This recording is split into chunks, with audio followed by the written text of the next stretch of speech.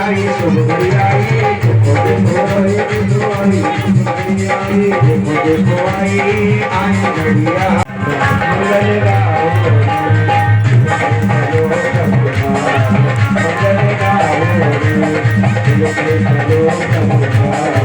मंगल गाओ दशरथ के लाला की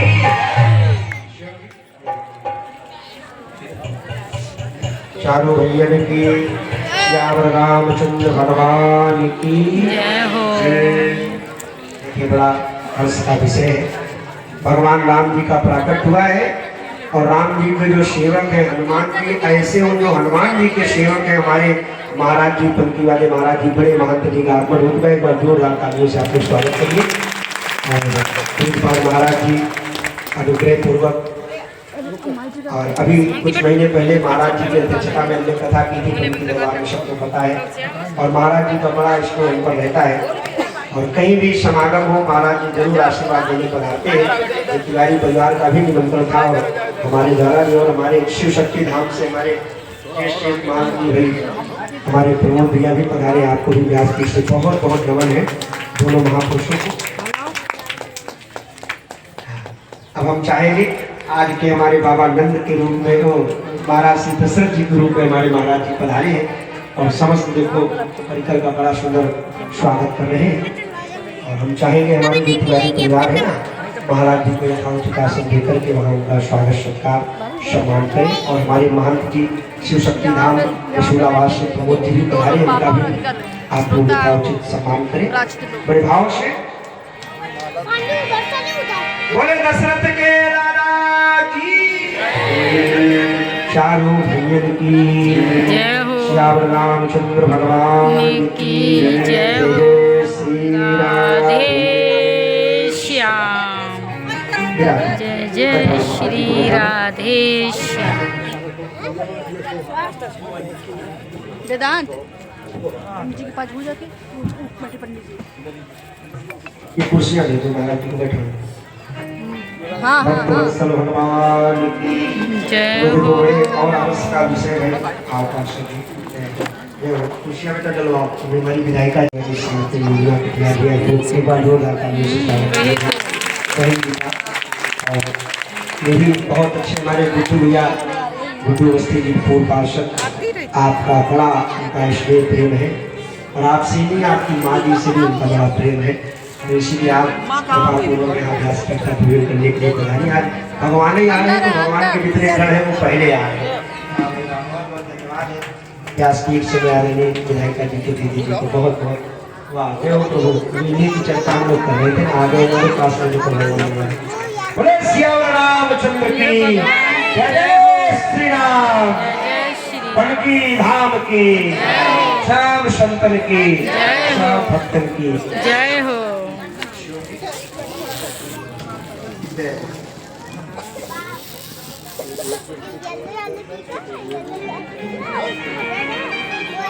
बहुत बहुत साधुवाद है।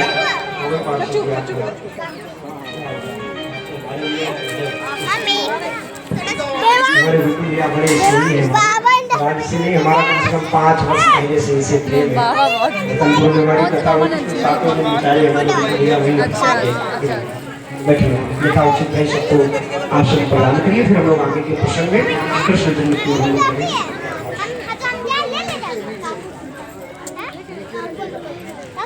भक्तवत्सल भगवान की जय हो। आप प्यार नहीं छूते थे भैया ज़्यादा छूने के लिए खेलने में मस्त रहते हैं। कहाँ छूना है जाओ उनके छू के यहाँ वो बैठे वहाँ पे जाओ। वो जो बाबा बैठे अभी भीड़ है ना गिर ना जाए। वाले और ये लोग आगे सब खड़े ज़्यादा सर पर लगा लिया है। बड़ा अत्याचारी पापाचारी दुराचारी भ्रष्टाचारी है। कंस के पापों के कारण ही पृथ्वी ने गौ का भेष बना करके देवताओं को लेकर के और भगवान नारायण की आराधना पुरुष सूत्र के द्वारा की। और उस पुरुष सूत्र को सुनकर के भगवान नारायण प्रसन्नता से आकाशवाणी करते हैं देवताओं चिंता न करो गिरम समाधो सुंदर तरीके से विवाह किया अपने बहन का। लोगों की नजर में आया कि जितना हम इस कंस को क्रूर समझते हैं, लेकिन इतना है कि देखो कितनी अच्छी युद्ध कर रहा है, कितने भाव से कर रहा है, कितनी अच्छी व्यवस्था की है। अच्छा ठीक है, भेज दो। मेरे भाई बहन, लोगों की नजर में कंस का राजनीति तो चमक गई, लेकिन बाबू अब ये अंदर इसके क्या भरा पड़ा है वो देवता ही समझ रहे। तो जब बहन को विदा करने के लिए चला तो उसी समय देवताओं ने आकाशवाणी कर दिया, कंस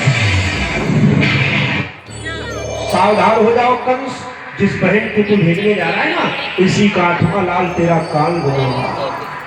अब तो कंस को लगा मैं बहन समझता हूँ देवकी को, और ये ऐसे बच्चे को जन्म देगी तो मुझे मारेगा। तो तत्काल इसकी बुद्धि पलट गई। राक्षस है, कब इनकी बुद्धि बिगड़ जाए ना कोई नहीं जानता है।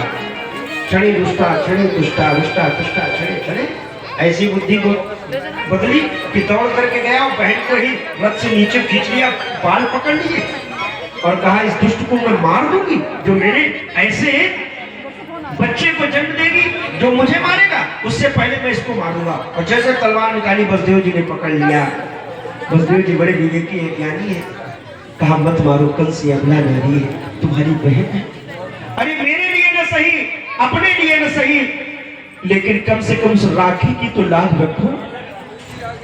जो तेरी बहन ने तुझे रक्षा बंधन में कलाई में रक्षा सूत्र माना था, कम से कम उसकी तो मर्यादा का उल्लंघन न करो। तब इस कंस ने देवकी बसदेव को उठा करके कारागार में बंद कर दिया। और समय आने पर प्रथम बालक का जन्म होता है। कीर्तिमंतो प्रथम कंसाय नकुंदभी अर्पयामास कक्षेन सुनकादति दुहला। कीर्तिमान नाम का पहला बालक उत्पन्न हुआ। बसदेव जी ने लिया, कंस को दे दिया, बोले भाई ये पहला बालक है, मार दो इसको। कंस ने कहा नहीं मारेंगे, ले जाओ जीजा जो पहला है 8वां लेके आना। कंस को लगा जो व्यक्ति पहला लेके आ सकता है, पहले बच्चे में जाना पिता की, तो 8वां भी ले आएगा। तो छोड़ दिया, लेकिन नारद जी ने आकर के घुमा दिया। कंस क्या किया तुमने? बोले बच्चे को छोड़ दिया। क्यों? बोले तो पहला है, तुम्हारी गिनती में 8वां कब आएगा? बोले 1 2 3 4 5 6 7 8 7 के बाद 8 आता है। तुम्हारी गिनती है भैया कंस, हमारी गिनती बड़ी गोल है। तो एक गोला खींचा, 8 डंडे बनाए, पहले पर हाथ रखा, बोले 8वां कौन है? तो पहले के पीछे वाला 8वां, और बढ़ाया तो पहले ऐसे घुमा दिया तो सब 8 नजर आने लगे। कंस गया और बहन की गोदी से उस बच्चे को छीन लिया। बहन ने पकड़ लिए। भैया कम से कम यही सोच लो कि ऐसा रिश्ता है, ये मुझे तो केवल एक बार माँ कहेगा, तुम्हें 2 बार माँ माँ कह करके बुलावेगा। छोड़ दिया बच्चे। कंस ने एक लमानी उस बच्चे को उठा करके पटक दिया। अबोध शिशु के क्षेत्र में लगे 1 2 3 4 5 6 बच्चे। नहीं, 7वें में भगवान शेष माने लक्ष्मण जी बड़े बन करके आए, माया के द्वारा संकर्षित करके महाराज बसदेव की जो और दूसरी पत्नी थी रोहिणी, उसके गर्भ में स्थापित किया गया, जो बाबा नंद के हाथ छुप करके रहती। लोगों को पता चला 7वां गर्भ खंडित हो गया, 8वें गर्भ की बारी आ गई। और भगवान नारायण भादव का महीना, कृष्ण पक्ष, अष्टमी तिथि, रोहिणी नक्षत्र, दिन बुधवार और रात के 12 बजे मधुतम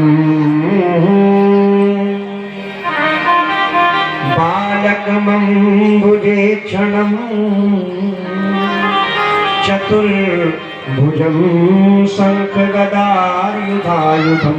भगवान अद्भुत बालक बनकर के प्रकट होते हैं। और कैसे? चतुर्भुजी रूप में, 4 भुजाओं को लेकर के, शंख चक्र गदा पद्म। और जैसे ही उस दिव्य स्वरूप को मैया ने देखा, माता अपनी बोली, सोमन टोली बोली। मैया ने कहा ऐसे नहीं भाई, बनो सुघर बनो ललना। तब भगवान ने कहा माँ सुन तो लो, भी मायावी सूप आवेगा, हमें लिटा देना, हमें ज्यादा देर रखना नहीं। हथकड़ियां बेड़ियां सो खुल गई, पहरेदार सो गए, कंस को पता न चल पावे, उससे पहले मैं गोकुल पहुंचा दो और वहां लाली को लेके आना। तब भगवान छोटे से बहु प्राप्ता शिशु बाल गोपाल भगवान की जय हो। भगवान और लाला बनकर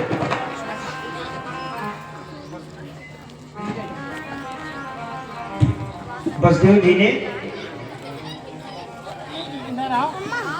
लिटाया सूप पर और लेकर के चले हैं। जा करके लाला को लिटा दिया, लाली को लेकर के आए। हथकड़ियाँ बिड़िया पुनः पड़ गई, पहरेदार जग गए और वो कन्या रोने लगी। कंस को पता चला, आया, कन्या को पटकना चाह, हाथ से छूट करके विंध्याचल पर्वत पर विंध्यवासिनी नाम से जानी गई। बड़ी सच्ची दरबार हरे की जय हो, मैया की जय हो। वृंदावन हम लोग दर्शन करने जाते हैं ना बिहारी जी का, और बिहारी जी का दर्शन तब तक पूरा नहीं माना जाता है। वृंदावन दर्शन करो, उसके बाद फिर विंध्याचल विंध्यवासिनी का दर्शन करो, तब पूरा होगा ना। बहन और भाई दोनों का जोड़ा होना चाहिए ना। तो विंध्यवासिनी मैया जो है ना, वो हमारे बिहारी जी की बहन जी हैं। इधर कंस बड़ा पश्चाताप करता है और बाबा नंद के यहाँ आनंद होता है।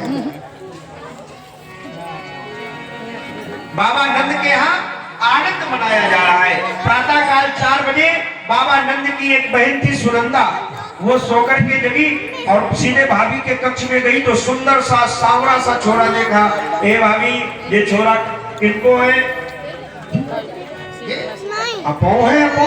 अच्छा, भाभी जी बताया नहीं, बोले तो हमें भी नहीं पता चला कब हो गया, किधर हो गया, हमें तो मालूम ही नहीं पड़ा था।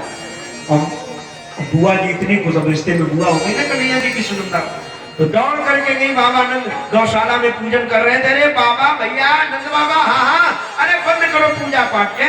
बोले भैया, अरे तुम्हारा जो देवता है ना, वो पहले से ही प्रसन्न है। गो का है गो भैया, का है गो? बोले भयो का ऐसे बताऊंगी ना है। फिर बोले पहले तो मैं तो लूंगी बधाई, बाद में बताऊंगी खुशखबरी। बाबा नंद बोले, रे बहन जल्दी बोलना, कहा भयो जल्दी बोलना। तो सुनंदा ने कहा, ऐसे नहीं, पहले खुशखबरी तब दूंगी जब कुछ चाहिए, बधाई चाहिए। तो बाबा नंद ने अपनी सोने वाली चैन उतारी और तब मोतियों की माला जो पहन रखी थी ना, वही उतार के बहन के गले में डाल दी। तब सुनंदा ने बताया, गली गली में धूम मची है।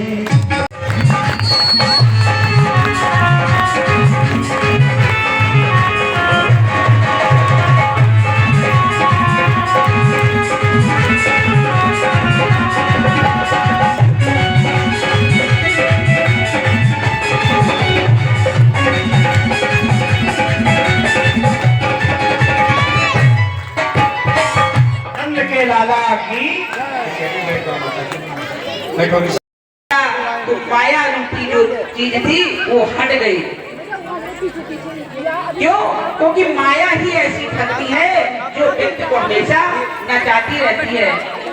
ये रामचरितमानस सुमिर पवन सुत पावन नामू, अपने बस कर राखू राम। मर्यादा पुरुषोत्तम राम के अनंत भक्त हनुमान जी महाराज जी, और कलयुग में हनुमान जी महाराज की ही पूजा हुई।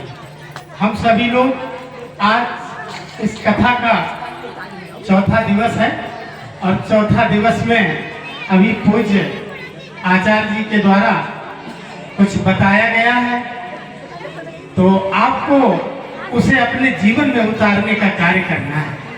अगर आपने उसे यहाँ से सुनने के बाद एक भी उनके शब्दों को आपने अपने जीवन में उतार लिया तो निश्चित भाव से बेड़ा पार हो जाएगा।